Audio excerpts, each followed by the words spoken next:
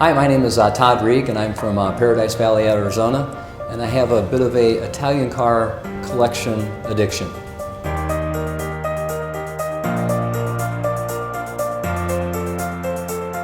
Originally became interested in vintage Ferraris. In 2004, I attended the Monterey Peninsula's Ferrari Club of America event, and I think that year was the largest gathering of Ferraris in assemblance. I think we had something like 400 to 600 Ferraris.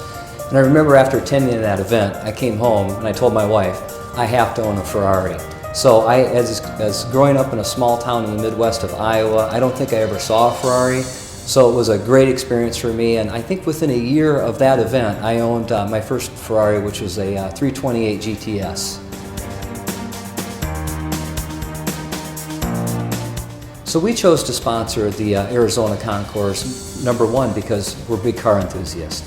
But number two, the professionalism and the fact that it was a local event and the fact that we were supporting a very deserving charity all factored into our decision to enthusiastically support this event. We're a returning sponsor this year, and for some of the people in our organization that weren't real familiar with cars, it was a little bit of a convincing act that this is a new event, it's a first-year event. But I'll have to tell you, all the way up through the ranks at Wells, we got a lot of support. And really the event fits really well with our type of clientele and the type of individuals we deal with. This is the type of thing they appreciate.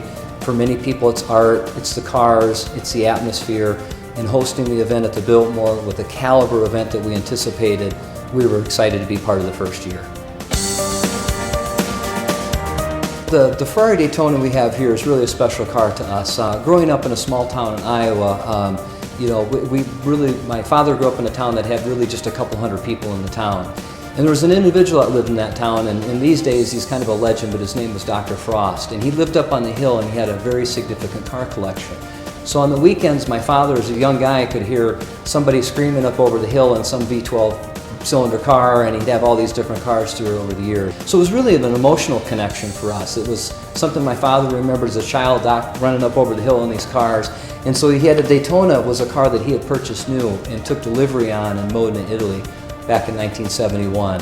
And so when we had the opportunity to buy the car, it was a natural fit for us. So we jumped on the car immediately, and the family was glad to have it in the hands of somebody that understood the history and Doc's passion for the car. The thing that excites me the most about this car really is the exhaust note and just the sound of the 12-cylinder motor clicking. And if you're familiar with Ferraris, as you go through the shift gate, there's a distinct sound of the clicking on the shift gate.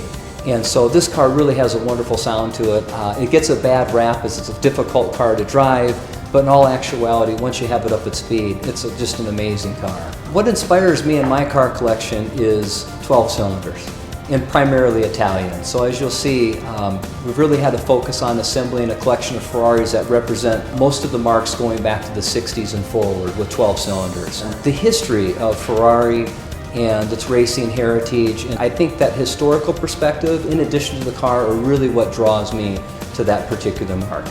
We all have bucket lists. Obviously, I'd like to have a little bit older Ferraris. The early 250 series would be fantastic.